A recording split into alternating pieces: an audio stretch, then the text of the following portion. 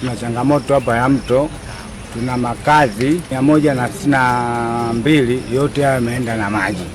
Kwa wakazi hao mpaka sasa hawana sehemu za kuishi, wanaishi kwa kubebana.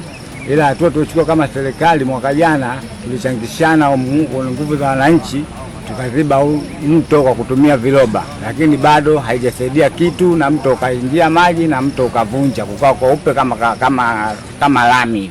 Changamoto ambayo tunayo sasa ni wananchi wetu wengi wamepoteza vyakula.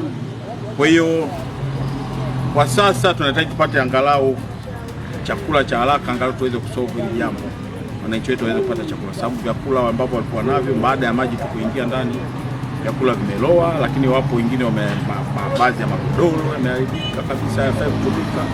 Kwa hiyo changamoto ni hivyo kubwa sana. Kwa hiyo tuombe kwa serikali, na tunaamini kwamba rais wetu Samia Suluhu Hassan ni rais msikivu, serikali ya Chama cha Mapinduzi serikali sikivu. Naamini changamoto hii itachukua uzito kwa sana. Kwa hiyo tuombe hatua za haraka za uokoaji wa maisha ya watu. Maji yameingia, naamini mavyoo, maji haya ni machafu, pia tunaweza kupatwa na mlipuko wa magonjwa. Mto umetufuata wananchi. Kutoka hapa tulipo kuelekea mtoni ilikuwa ni unatembea dakika 15. Leo hii mto umetufuata sisi.